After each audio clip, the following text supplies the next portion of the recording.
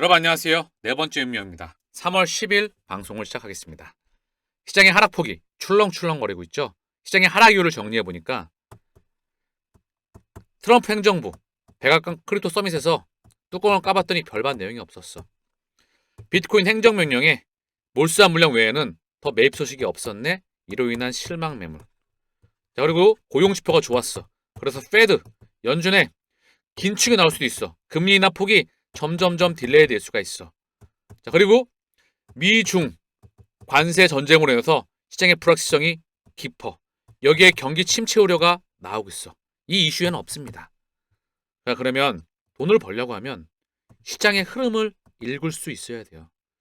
첫 번째, 두 번째, 백악관과 연결되어 있는 크립토 서밋과 함께 행정명령은 결국 BTC를 지금 압수한 물량 이외에 추가적인 자금이 들어올 수밖에 없습니다. 전 세계 정부가 BTC를 매입할 수밖에 없어요.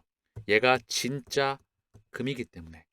실물금 있잖아요. 금은방에 가면 금이 진짜였잖아요. 돌잔치 때 금 하듯이 금이 있는데 이 금의 에너지가 데이터로 바뀝니다.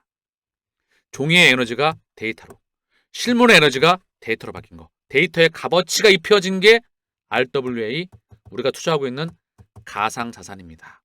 감이 오시겠죠? 이게 진정한 블록체인 혁명이라는 거, 화폐 혁명이라는 거. 아직까지 이 블록체인과 화폐 혁명의 의미를 모르고 있습니다. 그래서 미국 정부가 사상 최대의 부채를 계속 경신해 나가고 있잖아요. 그렇죠? 답이 없어. 이걸 어떻게 갚죠? 바로 새로운 문명인 가상자산, 코인의 가격을 띄워서 이거를 없앨 겁니다. 이게 신문명이니까. 그럼 감을 잘 잡아야 되겠죠. 그러면 시장이 붕괴될까요? 붕괴되지 않을까요? 저는 일전에 이런 말씀을 드렸죠. 경제 위기가 오지 않으면 물량 소화하고 상승이다. 제가 좀 전에 언급드렸던 5가지 시장 하락 이유. 그게 파급이 연쇄되면서 암처럼 전이가 될까요? 아니면 이게 멈출까요? 이미 트럼프 1기 때 관세 전쟁, 아메리카 퍼스트, 달러 강, 보호무역 얼마든지 많이 나왔었죠. 이때는 달러 약이었습니다. 트럼프 1기 때 2017년도부터 2021년도까지 명실상부하게 달러는 약세였었다. 그리고 증시와 코인은 상승 기조를 보여왔었다는 거죠. 자, 그래서 관세는 시장을 흔드는 이슈가 아닙니다. 관세는 시장을 붕괴시키는 이슈가 아니고요. 시장을 컨트롤하는, 흔드는 도구로 활용한다는 거죠. 이미 경기 침체에 들어간 지 오래입니다. 경기 침체 상황에서, 경기가 안 좋은 상황에서 부채와 버블을 끌어안고 시장을 돌리고 있죠. 고용률이 좋았다? 연준의 금리 인하가 속도 뒤로 밀릴 거야? 아니면 오히려 긴축을 할 수도 있어. 시장을 농락합니다. 자, 그래서 뭐죠? 경기 침체와 또는 고용이 좋다. 상반되죠, 지표가. 그렇죠? 대중을 농락하고 있다는 거. 자, 그러면 지금 이슈는 뭐죠? 시장을 흔드는 도구로 활용하고 있는 겁니다.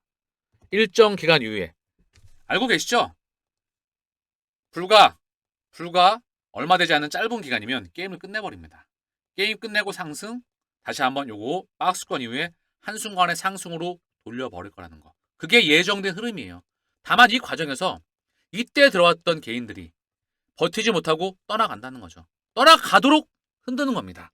불확실성으로 포장한다는 거죠. 지치도록 포기하도록 만든다는 겁니다.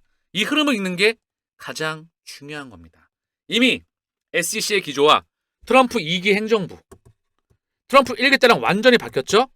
트럼프 2기 때는 명실상부하게 코인 시장에 대해서, 가상자산에 대해서 문호를 열어주고 있습니다. 그 밑에 있는 SEC, 미국 증권거래위원회, CFTC, 상품선물거래위원회, FDIC, 연방예금보험공사, OCC, 통화감독청, 그리고 119대 의회, 민주당, 공화당, 상원, 하원 다 열어 제끼고 있죠.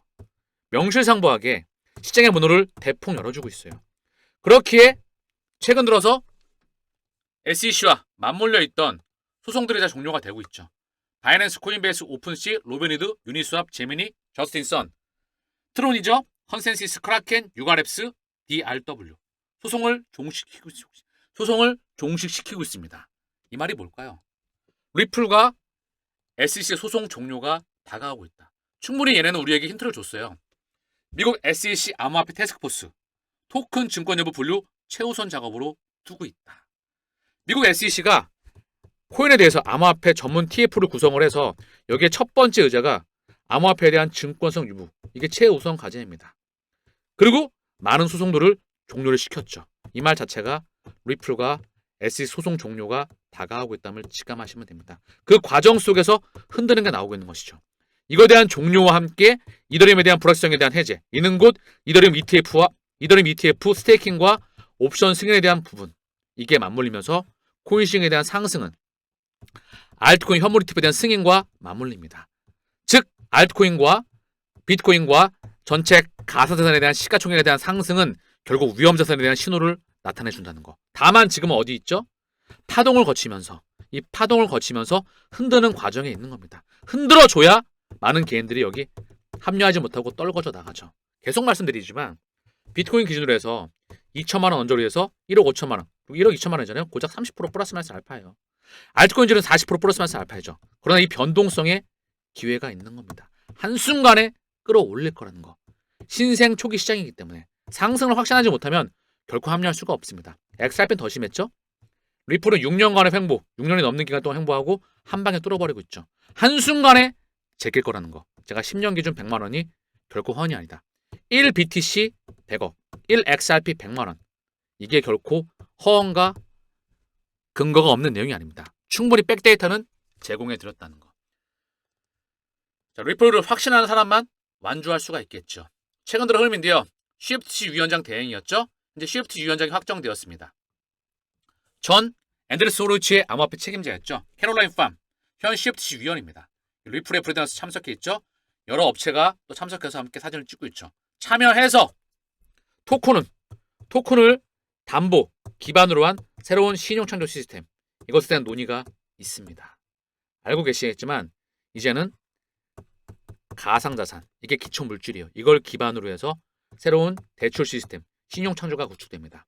얼마 전 2008년도였죠. 2008년도에는 부동산 주택담보대출, 모기지 채권이 그게 담보였었어요. 서브프라임 모기지 또는 프라임 모기지가 있었죠. 서브프라임 모기지를 기반으로 해서 전 세계가 2008년도에 금융위기가 왔었다. 이게 뭘로 바뀐다? 가상자산으로 바뀌는 겁니다. 다시 말씀드리지만 금융과 블록체인과 코인과 주식과 산업과 그리고 통화 시스템과 그리고 인문학과 이거를 통찰할 수 있는 인플루언서 자체가 없다는 것이죠. 그래야 고기 잡는 방법과 원리를 알 수가 있습니다. 왜 리플이 탄생을 했는지, 이 수많은 기업과 금융권과 거대 업체와 파트너십을 맺고 있는지, 세계 4대 회계법인인 딜로이트, 월드와이드 컨소시엄, 인터넷 창시자입니다. 이게 인터넷과 연결되면서 웹3의 표준을 만들고 있다. 웹 1.0은 뭐죠? 바로 월드와이드 컨소시엄, 월드와이드 인터넷이죠. 인터넷 혁명이 있었고요. 웹 2.0은 뭐죠? 소셜 네트워크, 페이스북을 기반으로 한 소셜 네트워크 혁명이 있었습니다. 그리고 웹 3.0은 뭐죠?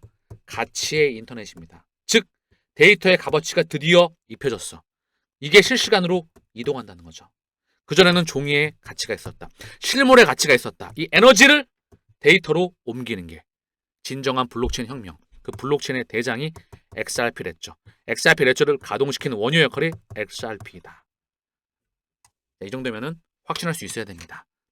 고기 잡는 방법과 원리를 알아야 된다.